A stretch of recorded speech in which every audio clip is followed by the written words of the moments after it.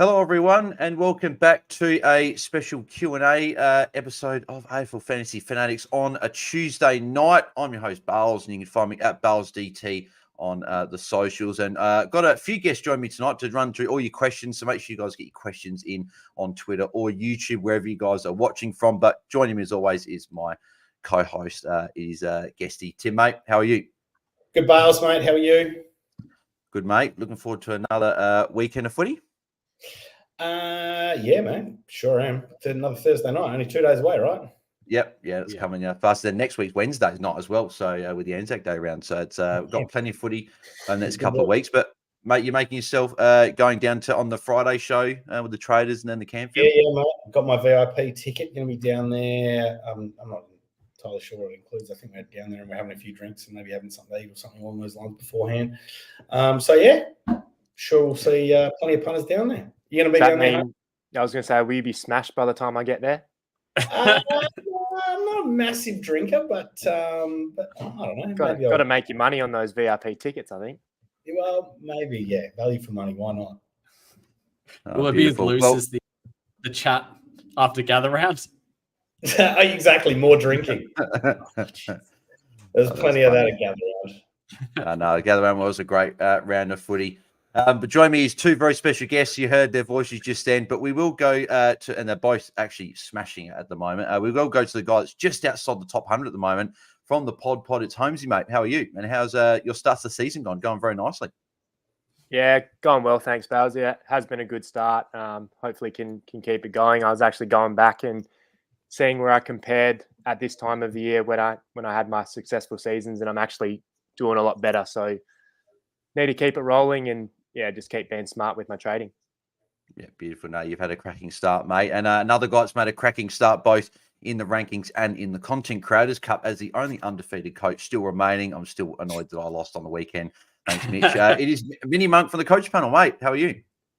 Yeah, not going too badly. 5-0. I'm behind Holmsey in the overall rankings, but ahead of him in the Content Creators Cup, and we all know that's what matters most, right? I tell you what, 4-1. Sure does. You know what, Mark? It sure does. The Content Creators Cup is far better than overall ranking. The one game I lost by a point. I lost by a point to Heff in round one with Sarong going 160. So I feel a bit robbed there, but that's right. Yeah, that's a bit rough. Yeah. And I could go on all day about Dawson and Bont, but I'm sure they'll come up in discussion through this. Yeah, exactly right. So, but now plenty of questions. As I said before, if you guys are just tuning in a little bit later as well, put your question in the live chat on YouTube or Twitter, and we'll get to answering those throughout the stream. But probably just a few general thoughts, boys, just before we do get into some listener questions. So, MiniMonk, I'll go first to you, mate. So, a lot of people are looking at the two Gold Coast rookies. So obviously, Sam Closey and Will Graham. Obviously, you got Blake Drury there as well. Hugo Garcia, Bigo and Nuon. So a few of those rookies there. Where would you sort of rank them in terms of priority? And is there a play for a double downgrade this week?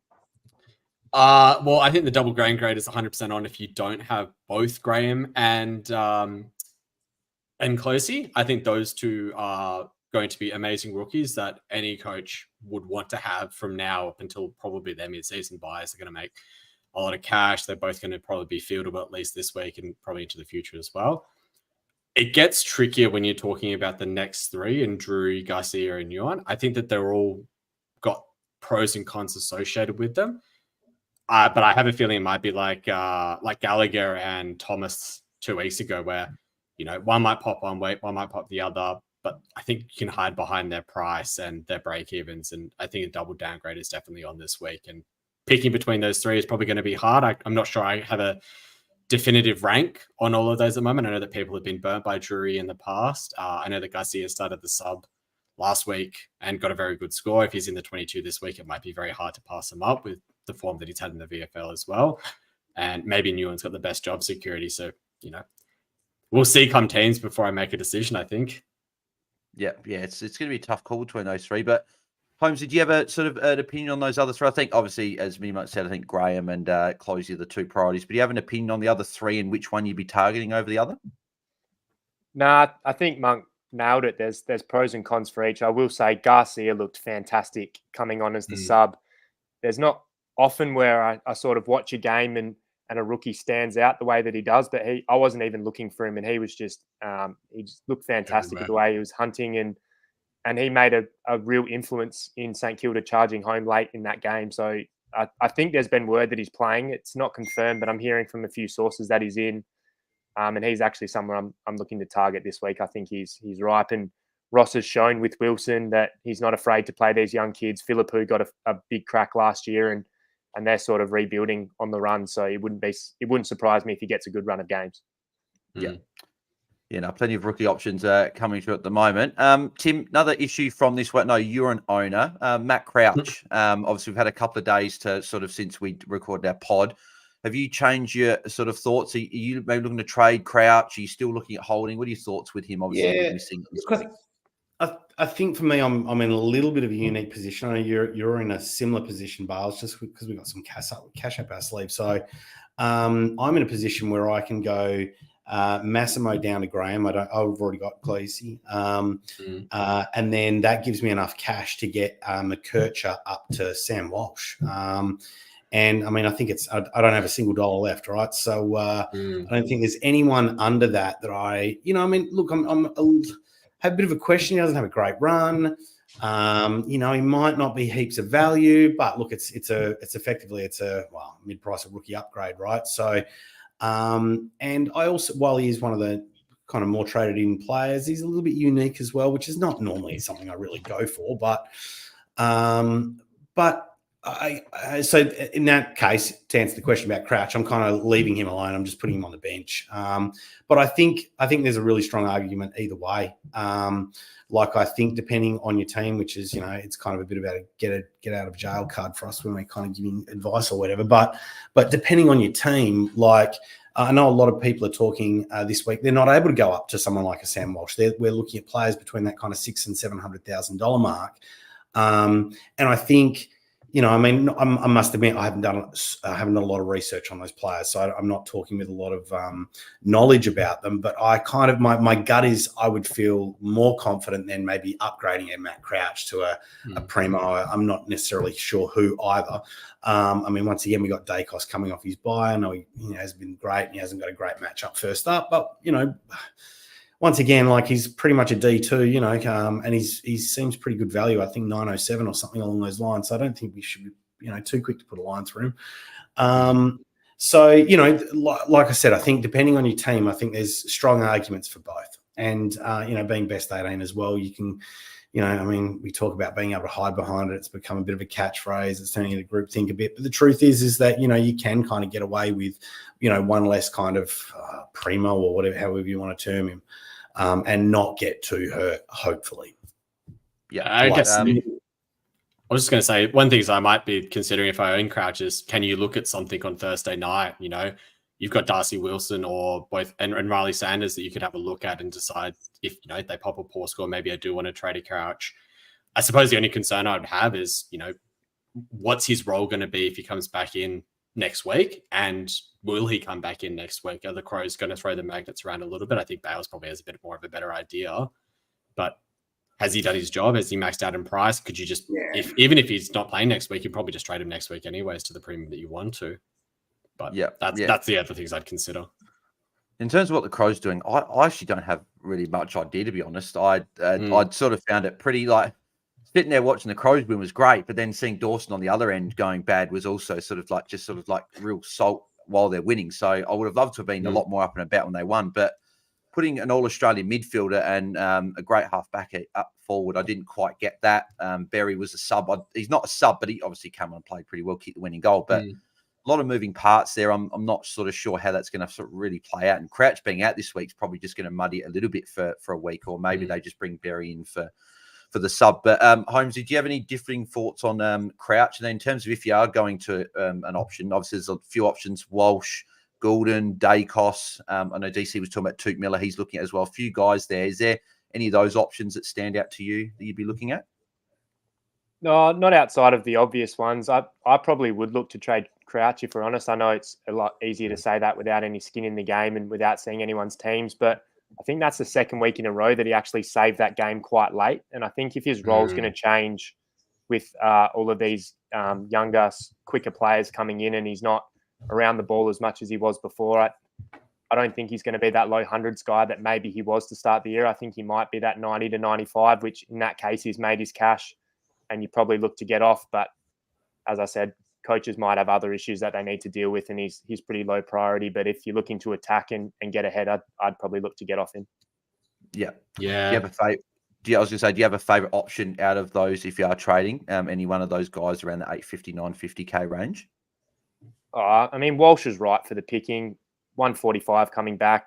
There's a lot of talk that he generally comes back pretty well, but then slows once he starts to get in the season. But with those Carlton injuries at the moment, he's needed to be that main guy. He looked sensational. 13 tackles. Doesn't look like a player that's struggling with a back injury at the moment. Yeah, it might flare up, but I think being 870K with potential to get up to that 950 plus mark, I think is screaming value, and you could do worse than Sam Walsh. Yeah. MiniMonk, we'll sort of just last sort of talking point before we get on to the questions was all those pre and bids with those bad scores. So we had Bont, you had obviously Dawson, Petrarca, Green, Sarong. Like there's a few others I'm probably not even listing that. Like even a Tim English who was obviously in a ruck that all went subpar. We always say hold your premiums. Is it a case of you just holding all those guys, or is there maybe a case with maybe like a Dawson with a role change? Could you jump off someone like him? I think Dawson and Crouch are probably the two that Dawson and Laird are probably the two that are the most worried about. I would caveat that they did have a very tough matchup. I mean, Carlton is one of the hardest. I think Carlton and Port Adelaide are the two hardest matchups for inside midfielders at the moment. And it's funnily enough that Adelaide came up against them and Freo comes up against Port Adelaide. And no wonder we see Crouch, Laird, Dawson, Sarong, Brayshaw, Pop relatively poor scores this week. So I'd probably be looking to those sorts of factors and trying to explain it away if it was a bad matchup. Maybe your team's out of form. I mean, the Dogs looked a shell of themselves on Friday night.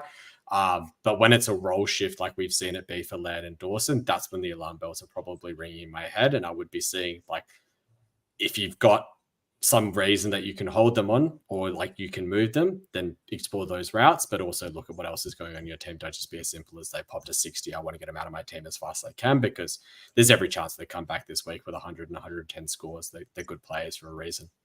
Yeah. Well, just having a look at like the CBA numbers from the Crows on the weekend, the one thing that I found quite interesting was that in the first quarter, there was 9 CBAs in that game, and Dawson attended 8 of them with Saligo 6 and Laird 5. But then it was Dawson had no impact on the game whatsoever, being tagged by Hewitt. And then in the second quarter, his CBAs dropped down to 3 when there was 7 for the quarter. And then sort of slowly after that point, could you maybe put that down there because he was being tagged and they wanted some player with impact? Because I guess what teams behind the scenes, they plan to tag certain players. And I guess if you put another player in there, they don't sort of have the plans in place to tag another player. So is that maybe something that you could look at there, or do you think that this could be a bit of an issue sort of with the Crows mids moving forward, that it could just be sort of like a revolving door of just players running through there? It's hard to know. I think a tag definitely was something that happened, but how do we know that, someone like Durham doesn't stand next to him this week and does a lot of attention and forces him to go forward again? I mean, the Crows have shown that they've got the ability to be able to do that. That's a trigger that they want to pull at times in order to try and protect a player from a tag and be able to actually utilize their midfield. It's that combined with the comments that we've heard from the club in the last, I guess, week about it, that really concerns me, specifically with Dawson more so than Laird. Yeah, exactly. Yeah, no, good points. And I'm probably going to hold one more week, more because I have to. But I'm hoping that he just goes and puts up a big score. And we talk about, like, I think Holmsey, I think one of you boys mentioned on the pod that you jump off a premium, you lock in that bad score and that lost cash, and then all of a sudden then they put up a big score. People can jump on a cheaper price, and you've sort of looking like a bit of a fool. So, but yeah, so we'll get into the questions. We've got plenty coming through. So if you are, as I said, tuning in live, make sure you keep sending those through. So, what's that? I'm just checking out what it looks like on. This is that new broadcast thing that you're doing, is it? Yes. Yeah, we actually got 270. We got 279 people on Twitter tuning in, and 91 on a YouTube streamer on Twitter. That's wicked. Yeah. So it's like the Twitter space, just a YouTube one. It just works easier. Mate, you got pods like ball boys, can't fucking figure it out, mate. Can't put a pod up and save themselves. And here we are in the 21st century. Jesus Christ.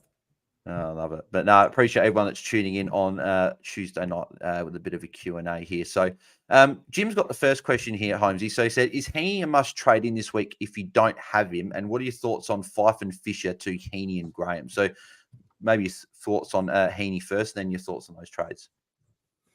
Yeah, look, I probably wouldn't be going Heeney this week personally. He's made a lot of his cash and he's done a lot of his damage, and it's sucked a lot for non-owners. I'm not going to lie. And as an owner, I'm very happy with how he's gone. But with Adams now back in the side, Parker to return soon, we just don't know how it's all going to line up. Like, we all assume that he's going to stay in that same role, but we've seen for years Horst Longmire just throw the magnets around. They're not necessarily, they're not going to care if he wins a Brownlow or not. They're all about hunting a flag with that culture that they have. So does he go forward? I'm not too sure.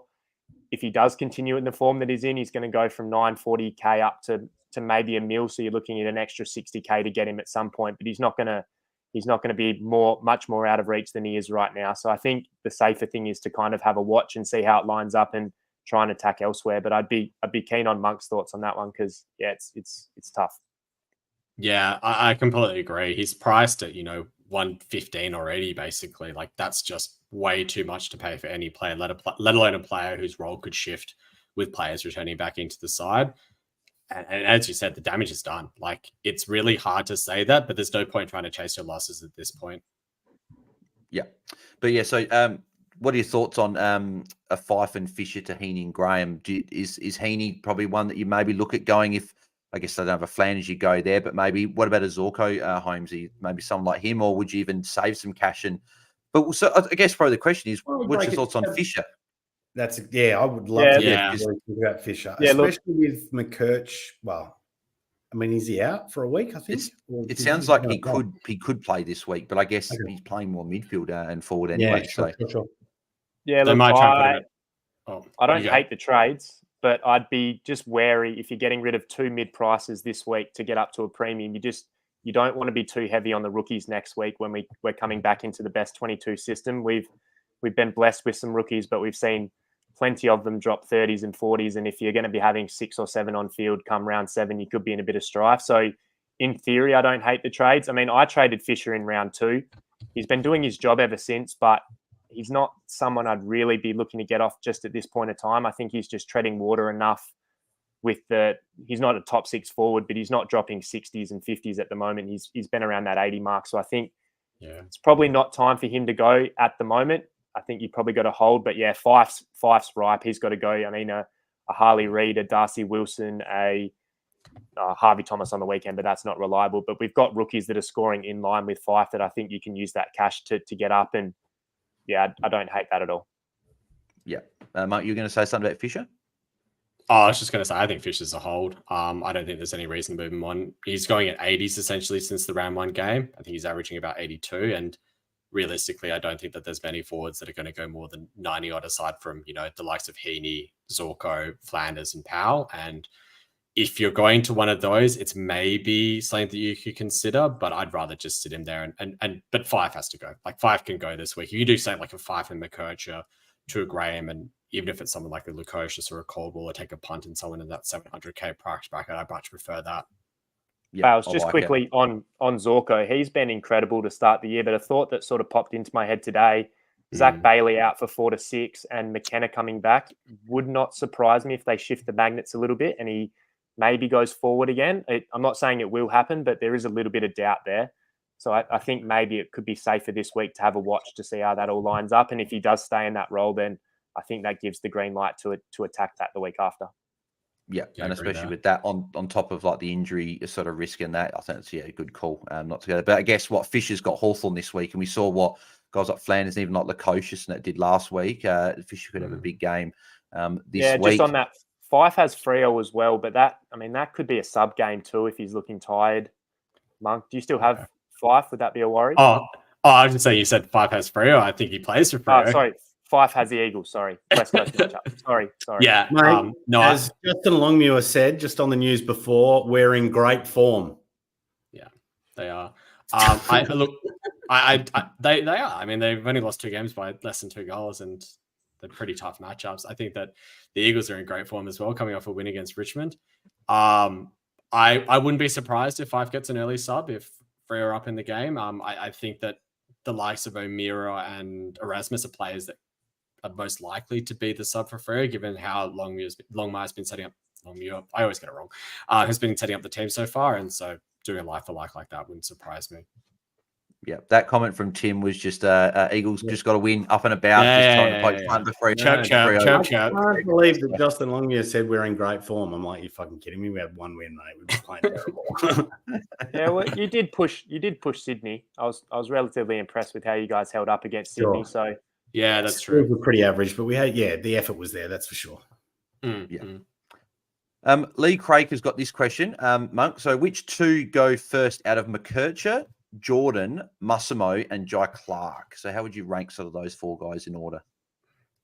This is a really tricky one because I think that all four of these players could be traded out of teams depending on how you're structuring up. I've toyed with trading Jai Clark earlier this week, and I've actually just started to move away from it purely because I don't think that he's worth enough to be moved out on. He's only 320k, and that's only 50k that you're going to be able to scrape off of him. Whereas players like McKercher, Jordan, D'Ambrosio have close to 500 to 600k on their head, and you can actually do a lot more with them. Maybe not this week, but next week and the week after.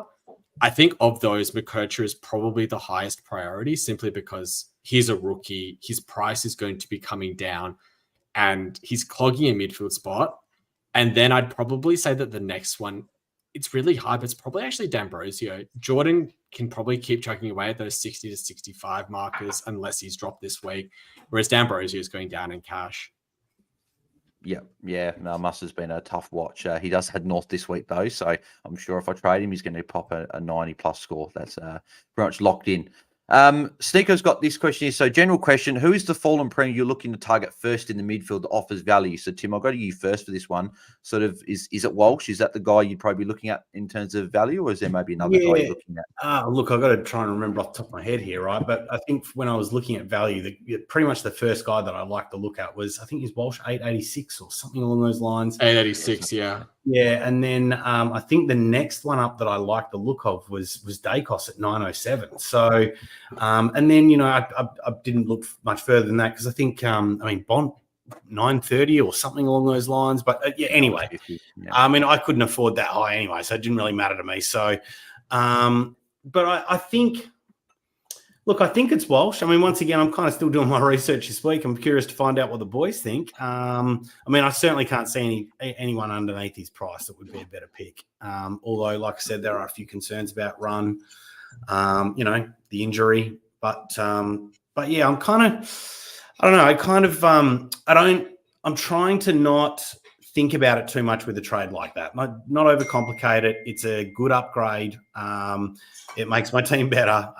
It's, once again, it was a bit like a Dacos. Like, okay, a few questions, a tough matchup first up. But, if you're going to get an opportunity to put a D2 in your side, then, maybe you shouldn't think about it too much, But yeah, let's hear what the boys have to say.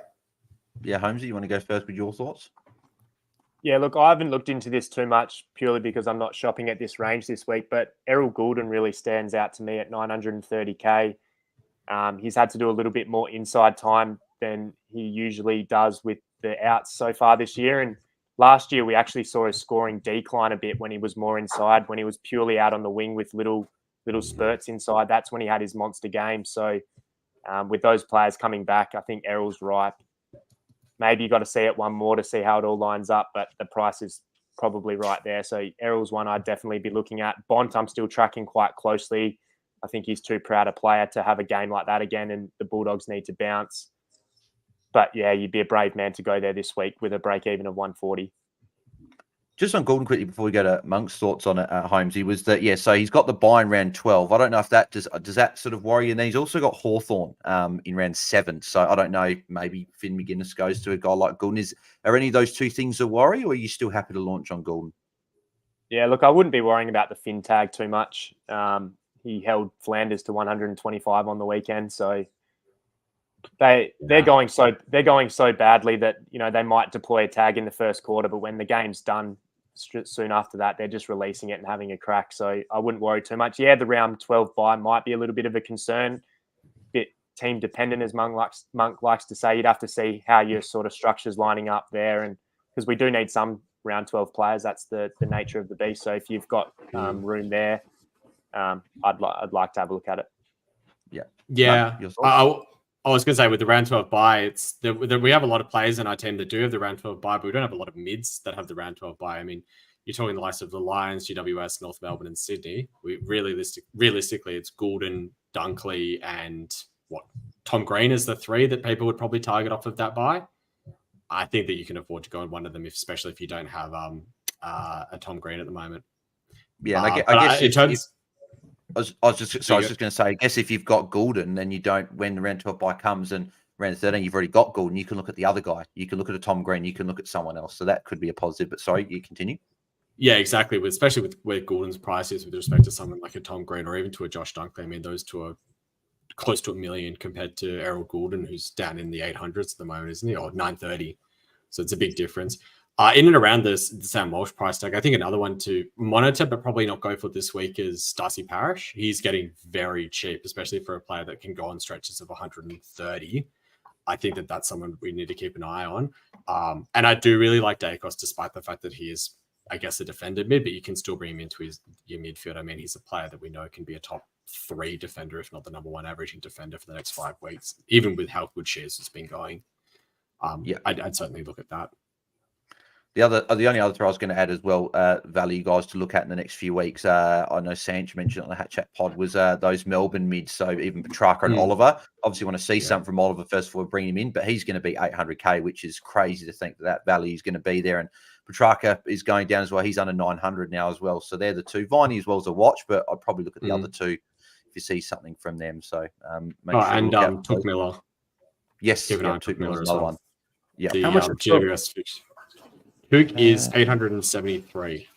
So I could afford Took. So who would you go out of Took and Sam Walsh? I'm Walsh out of the two, personally. I'd be worried about the Darwin games coming up, personally. Or wherever. You think that's a worry for Miller? None of them really scored well. Like I get it, but the fantasy scoring all round for those teams last year was horrendous. Just a bit of a flag. That's a fair point. Noah Anderson seems like the main guy in there at the moment, and Rouse improved out of sight as well. So is Took really going to push top 8 numbers, being the third string? I'm not terribly sold on it just yet. He's only really had the one bad game, if you're being honest. He had the 80 against GWS last week or the week before last, and this game he got 94 against Hawthorn, but he basically sat out a lot of the last quarter.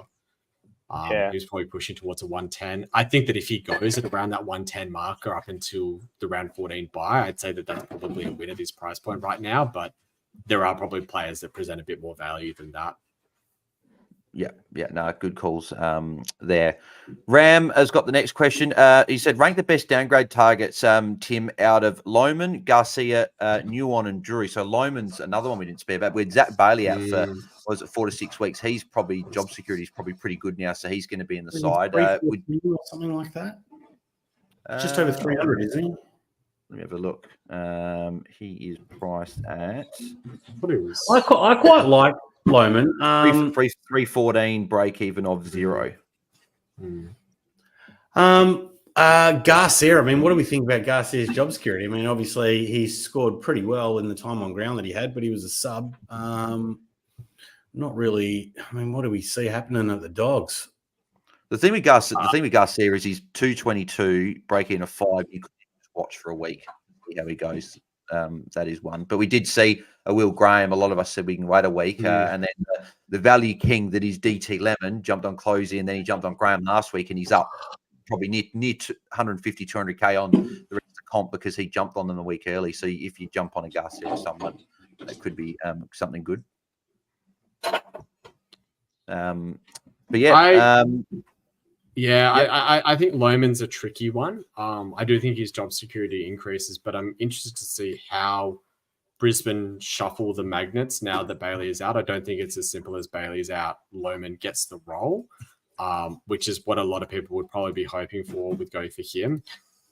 And he still has the potential to drop a very dirty score, like a 30 or a 40 at that price tag. that completely stunts his cash generation. And the matchups are not easy. Like he's got the Cats this week, GWS the week after, Gold Coast the week after that. And if you look at his relatively good score in the only game where he's had a full game really was a 78, and it was against North Melbourne, and he kicked 2 goals in that. So it's a bit of a scary one if I'm being honest. Yeah. Angus McGregor's got this one, Holmesy. So he's gone for a few Valley forwards here. So rank Jai Caldwell, Jack Lukosius, Isaac Rankin, and then he's thrown Marcus Windhager there as well, who's obviously defending in terms of mid-price upgrade. So how would you rank Caldwell, Lukosius, Rankin, and then where would you put Windhager if you're looking at another position? Yeah, it's interesting. Something I'm kind of toying with a little bit this week. I think out of all of them, Rankin has the highest ceiling if this mid-roll sticks. You know, that perfect mix of mid-forward, being able to kick goals and be around the ball at the same time. So if anyone's going to push top 6 numbers, it's going to be him in that role. But as we've seen Adelaide swing the magnets around constantly, you can't really bank on that. So there's probably a little bit more risk involved there. Jai Caldwell's playing well at the moment. He's getting a bit of mid-time, but he's not afraid to get a few cheap marks around the ground off, back-to-back tons. I'm not sure we're going to go that high. We've seen that the Bulldogs are a pretty soft matchup in terms of giving up uncontested marks, which Jai Caldwell kind of builds his game on. He's got a pretty low time on ground historically, so he's every chance of putting up a 60 or 70 if the role or the game doesn't really suit him. So I'm a little bit nervous to go there. I think Lukosius is probably the safest option out of those. He's not going to put up top 6 numbers, but I think you're pretty safe to bank on an 80 to 90 score most weeks without a ceiling or a real basement score. Yeah, those games in Darwin might be a little bit of an issue if he relies on marks. And Windhager, he's interesting as well. I don't think the fantasy scoring is going to be there. When he played Collingwood about 3 weeks ago, he played the game of his life and still only scored an 80. So much is falling on Steele and Marshall in that midfield that he plays roles here and there, and I don't think he's going to have the ceiling to really be a value pick for us. So if I had to pick, I'm probably going to have a crack at Rankin, but if you're looking for someone safe to put on field, I think Lukosius is a pretty good option too. Yeah. Do we think that Windy does a couple of jobs, like in terms of standing next to him, putting some attention on players in the next few weeks? Like if we look at the Dogs, I wouldn't be surprised if he goes to line up against a Treloar or Bontempelli against Port Adelaide, either Rosie or Butters, North Melbourne against LDU. Sometimes that can be seen as a positive for some players and a negative depending on what the role is given. But someone like Ross Lyon as a coach, he seems to be like, you target that player, you don't target the ball. And I don't think I could go Windhager for that reason alone, is that I just think that he might just end up being a tagger. Yeah. I think this week with Windhager, I think he'll go to Treloar because I think Steele did a pretty good job on Steele did a good job on Tom Green last week. I think Jack Steele might go head-to-head with Bont this week. That's sort of what St Kilda would like to do with that. So that is something to watch there. A couple of questions coming through on Twitter here. So G-Wizard10 Tim is saying, is it actually worth trading Jai Clark out? Obviously, you're not going to make too much cash from that. So what are your thoughts on trading him out? I guess if you can make trades. Yeah, that's the problem is who you're going to go to, and then what do you're paying money or you're actually going to bank anything? And if you're banking anything, where does it get you? I mean, it seems like it probably only gets you something fairly sideways. I don't know what's Matt Crouch priced at. He's in my side. I should fucking know that. Crouch is 845. Look,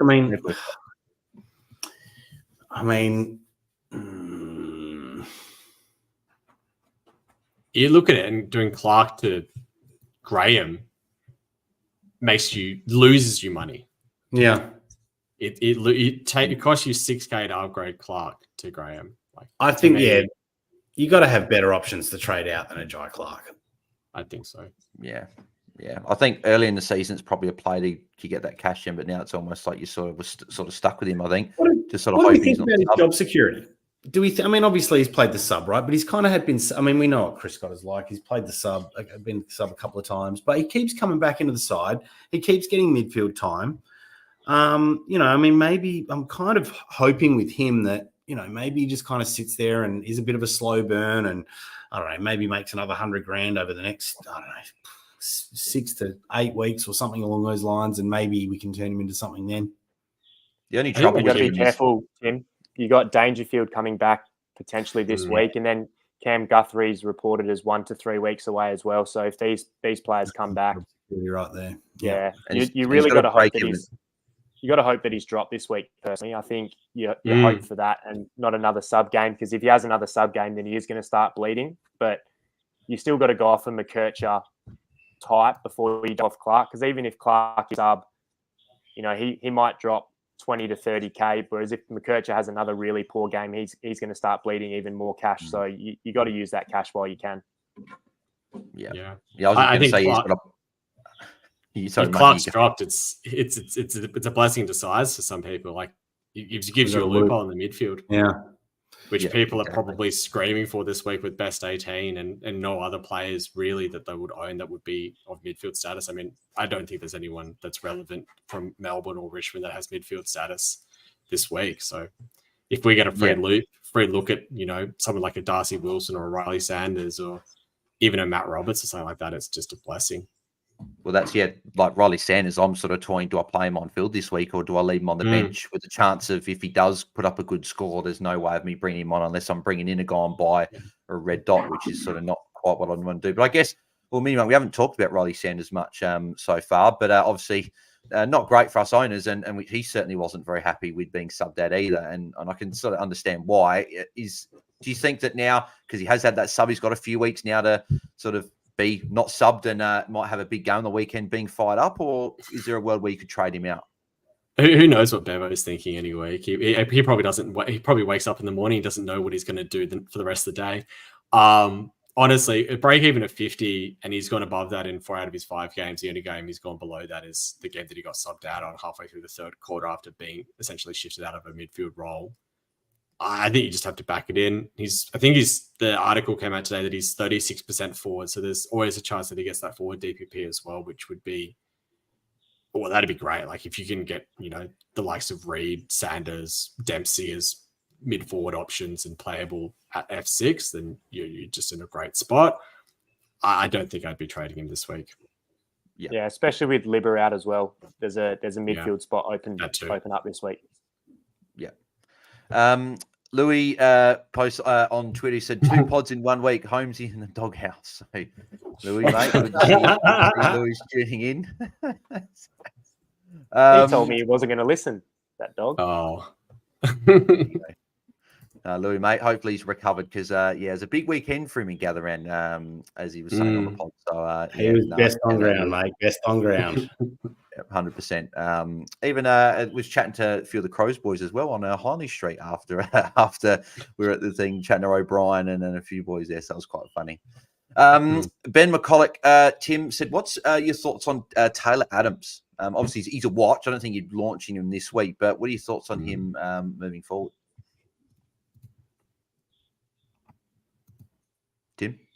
Oh, sorry. I didn't realize you asked me. The zone out. Taylor Adams, Jesus. So he was subbing his first game. No, hang on, that was in Adelaide. I was at that game. So Taylor Adams' first game was against obviously Eagles at Mount Barbie, subbed out on about 76, I think. Yep, subbed. How did he go last week? Well, he's a buy last week. So you weren't prepared for this question, were you? No, absolutely not. Taylor Adams, I'm not really looking at him, but I guess he's probably got to be an option, right? Especially with the kind of the lack of stock we've got in the forward line. I imagine he's what, 650 or something along those lines in terms of his price. He's 6.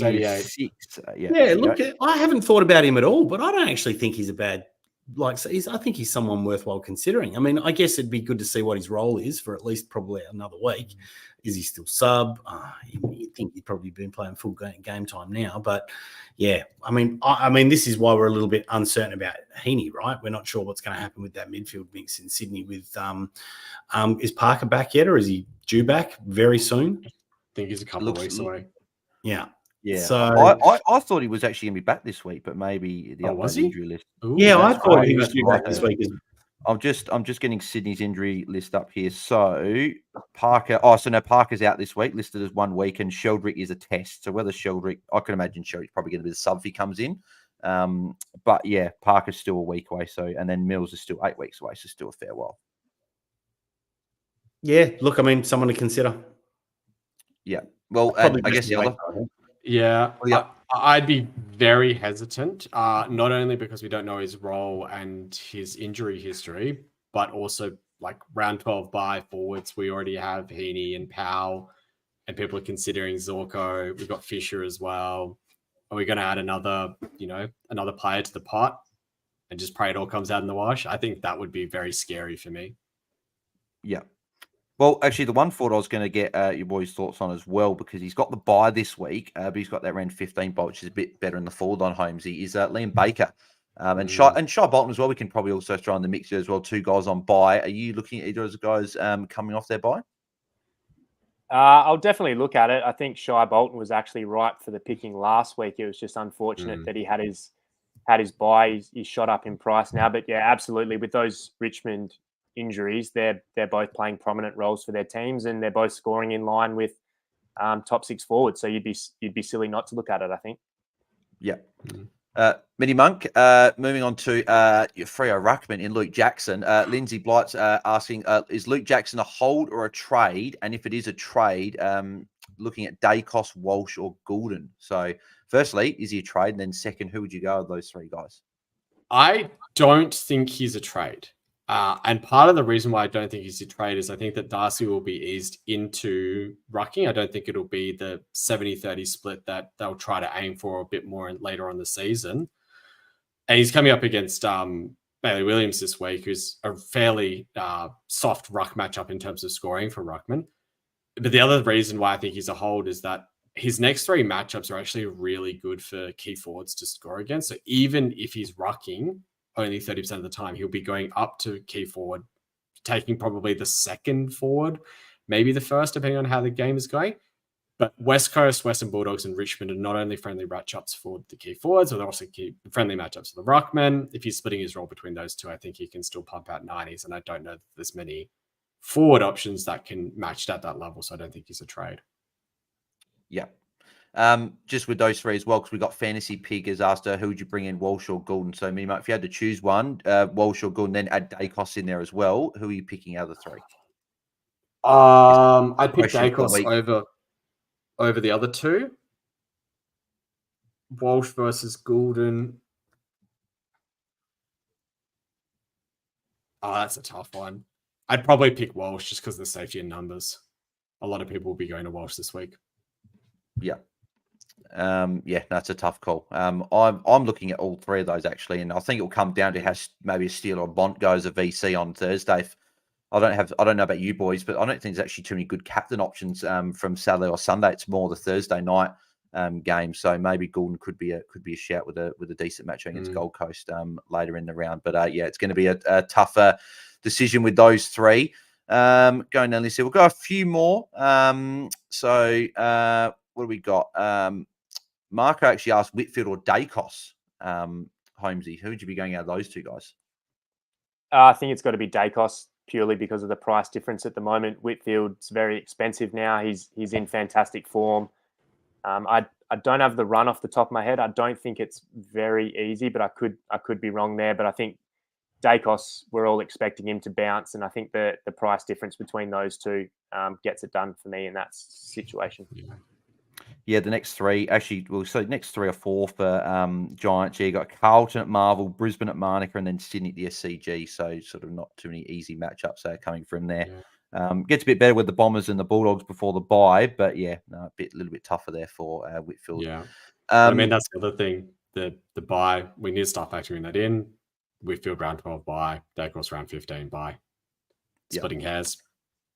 Yeah, exactly. Mick Hartz has got a player we haven't actually discussed too much after his massive game in the weekend, Holmesy, but thoughts on Noah Anderson? Obviously, we sort of half mentioned when we talked about Toot Miller, but what are your thoughts on Noah Anderson? Is he a guy that you might look at if it's not this week, maybe next week? It's a tough one because we've seen him do this before. He's had massive ceiling games and then he's dropped back to his 90s low tons, and you've unfortunately missed the big ceiling game. I spoke about it before when we were talking about Took Miller. Is it Took Miller? Is it Anderson? Is it Rao? They're not all going to be top 8 mids. They're playing fantastically at the moment. They've got Sydney this week, but they do have the Eagles the week after, which is an absolutely fantastic matchup before they go into those Darwin games. So, yeah, absolutely look at it, but just know you've missed that 159. And if he does resort back to his 90s and low tons, then it's a bit of a wasted trade-in. Yeah. MiniMonk, Jim has got these trades, and I think we sort of talked about these before, but thoughts on Fife and McKercher to Garcia and Walsh? You ticking those off? Yeah, I'd tick those off. Yeah, I'm liking those trades there. Which two go out of... so, Tim, I'll go for you for this one. So then you can pay yourself for the question, mate. Which two go out of Crouch, Massimo, Billings, and McKercher? So which two go out of Crouch, Massimo, Billings, and McKercher? Oh, you're on mute, mate. We can't hear you. Massimo and McKercher are the ones that stand out to me, but Billings, I mean, we're probably pretty hurt still have Billings. I'm not sure how he's gone the last couple of weeks, but I know a lot of coaches that had him got off. I know you got a 7. I think you got to go Billings this week. I think having the bye with Massimo, every chance to pop a ceiling score against North Melbourne, I think you'd be looking at McKercher and Billings. Yeah. The only way... Oh, you're probably betting me to it. I was just going to say, I guess if Darcy Wilson pops a big score on the Thursday night, then maybe that could be where you keep him. Was that what you're going to say, MiniMonk? 100%. I was just going to say, if you can loop at F7 and someone pops a big score, I could consider holding him for another week. But yeah, swings and roundabouts. Yeah, exactly. Peter Kenny's got this one. Holmesy, who would you bring in this week? So he's this again, another one of these midfielders. A lot of people looking at these midfielders this week. Anderson, Walsh, and then Jack Steele is the other one. He had 536k in the bank coming into the round, so he's looking to spend big. So I guess you can add Steele into that mix. What are your thoughts on those three? Yeah, look, Steele is clearly in my eyes the best player out of those three. He's back to close to his best, but it's not the time of year to be paying top dollar. For these types of players. If you go all the way up now, then you're going to be, you're going to be hurting your upgrades in the next 2, 3, 4 weeks, and we really want to be making sure we can upgrade continuously to the buy. So, on that, I'd be going Walsh. I'm a big fan of Walsh. Yeah, there's the risks attached, but yeah, that's where I'd be looking to go personally out of those three. It's one of the hardest things at this time of year is holding your nerve and not going right up to the top. Constantly just trying to find the value week after week and making the right trade week after week. Might not net you dividends the first or second week that you do it, but 6 or 7 weeks from now, when we start to hit round 12, it'll show massively. Yeah, no, it's a very good call. Something I've had to rein in. The only thing I'm hanging on to this year is the fact that I've got one of the second highest team value in the Content Creators Cup. It's not bad. Yeah, I think I'm third. But we are hoping that it pays dividends later in the season. It's good that we're saying that we're sort of second and third, but we are nowhere near DT Lemon. He's just I know you said on the pod. He's just an absolute. He's like second overall, isn't he? Second overall or first? Yeah. Second overall. And yeah, you got to get points on field though too. There's a balance. That's true. Yeah, no, it's good call there. What do we got here? Thomas Elliott, MiniMonk. Do you think Zach Williams-Scroom will go up with Sard out this week? And revenge game as well, just add against the Giants. Yeah, I mean, we saw it go up a little bit on the weekend.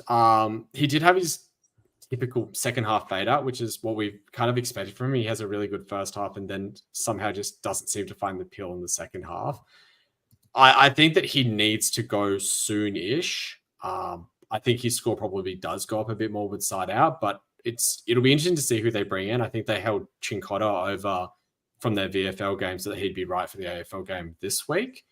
And I don't think their matchups over the next few weeks are particularly friendly for halfbackers. Mind you, Adelaide isn't the most friendly game either for them, but it just makes it a bit more concerning with him. So I don't think he's someone that you're going to be holding for longer than about another 3 weeks at most. Yeah. Couple more here and then we'll wrap up. So JAFL MTB, is Larry a good pick this week? Well, he is an amazing pick. Now, I'll be seeing him tomorrow night, which is good. So I'm not going to say anything negative. But yeah, I'm a bit wary of those Crows mids. So I don't think I'll be targeting any at the moment until you really see something concrete there. I was sort of hoping Lairdy might go to half back and be DPP maybe in round 12 for us, but I'm not sure if that's going to be happening with how it's looking there. So yeah, I'll go one more question for each of you guys, and then we will wrap up. So what's this one?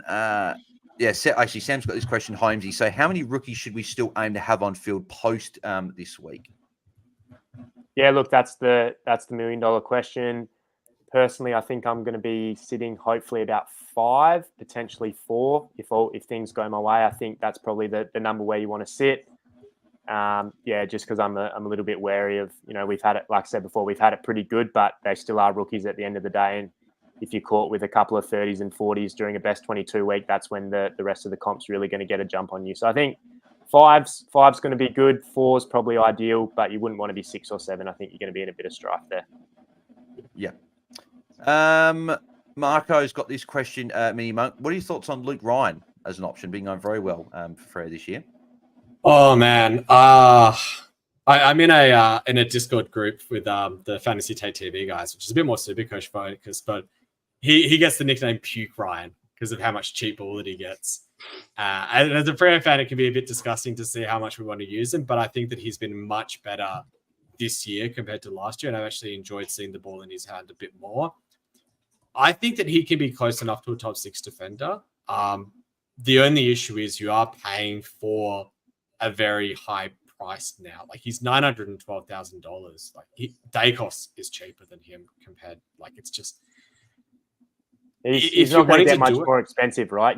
You wait for the run, and if he looks like he's got an incredible run coming up, which admittedly I think he does have the run. Yeah. And that's the issue. I mean, like, after this week, it's just disgusting. It's Western Bulldogs, Richmond, Sydney, St Kilda, Collingwood, Melbourne, and then the bye.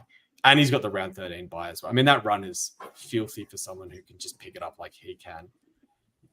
But I see Dacos there at 5K cheaper, and I go, I'd much rather go Dacos than go Ryan. But if you're wanting that pod option this week and you think you can go Ryan this week and Dacos next week, then I wouldn't begrudge you for that either. Yeah. And the final question, Tim, for you comes from Sean. He said he's going Crouch to Walsh. So his second trade, does he go Massimo to Heeney or McKercher to Zorko? Jesus, how much cash you got? So, okay.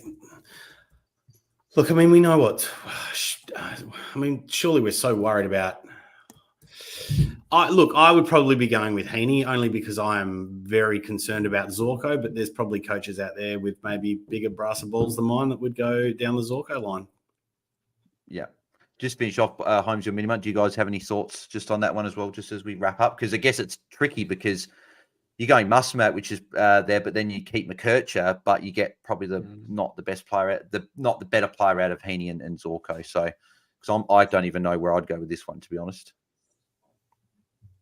I think I'd probably go Zorko for the cash difference, knowing that extra cash is going to help me over the next couple of weeks with upgrading other players. But at the same time, I spoke about my concerns with Zorko earlier with the role change, so it might not be the week to do it. But that's just personally the way I play. I think this is one of the ones where you're kind of stuck between a rock and a hard place, and I try and see if you could. I mean, this is probably a situation, but holding Crouch seems justified, and you can go McKercher up to Walsh, and then maybe do a rookie fix with the other trade and make the cash that you need on the other end. I think that's something I'd consider. Well, he's getting Walsh in the other trade. I guess you'd probably just look at there's another midfielder, maybe in that 800K range. Maybe if it is a Took, maybe that's someone you look at, maybe.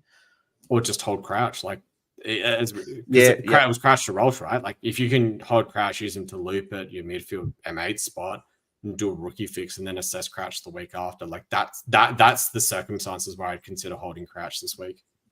Maybe you go, keep Crouch, go McKercher down a rookie and then go Musma up to a midfield primo or something like that. That could be something like that, Yeah, beautiful. All right, boys, we'll wrap it up there. But appreciate you boys jumping on and shout out to everyone as well. We've got currently 86 people tuning in with 770 over on YouTube. So thanks everyone for your support. If you are tuning in on YouTube, please leave a like on the video and subscribe to the channel if you haven't already. And if you're on Twitter, make sure you go and doing the same as well. Head over to YouTube and subscribe and like and all that stuff. And if not, if you are listening back to the replay on this, make sure you leave us a 5-star rating and review on the podcast, wherever you get your podcast. But Holmesy, mate, thank you very much for jumping on with us tonight. Where can the people find you and the PodPod? Yeah, just over on exit at PodPod AFL. We've been ticking along all right with Dossie leaving us, but hopefully the listeners are still enjoying that. We've got Stato back, so he brings a bit of a different energy, which is good. yeah, really enjoying it. And yeah, it's been a hell of a season so far. Yeah, beautiful. Thanks, mate, for jumping on. I was actually saying to Dossie when I was in Gather Round that I thought we should petition that when you start the pod, mate, you should say it's your boy Holmsey. Yeah, look, we love Dossie. It was so funny the other week when he chirped me on Twitter when my super coach beat him, and I actually didn't look at my team for the entire weekend. I actually had it set up from the week before and still beat him. So it's nice to see that he's still not going well at super coach either. Yeah. Oh dear. MiniMonk, mate, thanks for jumping on as well. Where can people find you and the coaches panel? Yes, you can find me on X as well. I'm at MiniMonk10, and on the Coaches Panel podcast, we just wrapped up recording our AFL Fantasy podcast for the week just before I jumped on over here. So that should be dropping either later tonight or tomorrow morning. Yeah, beautiful. Now looking forward to hearing that. And then Tim, everyone knows where to find you, Tim Kest AU, but I'll probably just ask you quick as well before we finish up. What are your sort of trade thoughts ahead of this week? Any different on Sunday, or? I don't think they're going to change, mate. Well, look, I might toy with instead of trading out Massimo, maybe looking at Crouch and seeing who I can get up to there, and if there's someone with better value. But I mean, I kind of like the value that maybe Walsh offers, and I'm not sure that there's too much others. And I like that. I just like that trade as well. And I mean, I often tend to find I kind of got. I sometimes tend to find when I get tricky like this, it doesn't work out. Like I tried to get tricky like this with Salem and Amon and traded out Amon, and now he's turned up the last couple of weeks. And so I just, especially early in the season, I'm just trying to build team value, play a straight bat, try and get as many rookies off field as quickly as possible. Hasn't quite worked out for me across the best 18 rounds, but fingers crossed it'll straighten up between now and the mid-season bye rounds. Yeah. Well, actually, we'll just before we finish up as well, Holmesy, MiniMonk, do you guys want to quickly maybe share thoughts of what maybe you're looking at doing trades this week if you want to share? Yeah, look, I'm torn between two sort of options where I either go Graham, who's the must-have rookie, which means I don't have enough cash to really go up on the other end, so I'd have to toy with one of those forwards that your Rankin Caldwell types, which I don't love, but Graham seems to be the rookie that everyone needs to go, or whether I take a risk on a rookie that's lower, which means I can get up to a Flanders who I've missed. So that's the two sort of areas I'm looking at the moment and needing to work through. I think it's going to be a pretty pivotal choice to make sure my team structure is all set before round 7, because I think that's when I'm really going to start to see the gains. Yeah, MiniMonk? I'm pretty locked in and doing Makocha to Graham. And then the second trade will be a rookie fix. I just need to decide which rookie I think needs the fixing the most and which rookie I want to bring in from there. I currently have Caulfield going out, which feels very strange. I don't like it that much, but I think that he might be the one that needs to make way for a bunch of other reasons in my team, not just the fact that he's not playing anymore. Yeah. And I'm looking at going McCurch down to Graham and Massimo to one of Dacos, Walsh, or Goulden. So one of those three. And I'll have to decide which one I want. That's the tough one of the week. So, and you can find me at Bails DT on the socials as well. But thank everyone for tuning in. Thanks, Holmesy MiniMonk, for jumping on for a chat. And shout out to all the legends, over 900 now. So thanks everyone for tuning in. And we'll catch everyone on Friday for our pre-lockout chat, as we always do. So might even do a similar format to tonight. But thanks, guys, for tuning in. We'll catch you guys then. So we're out. Cheers. See ya.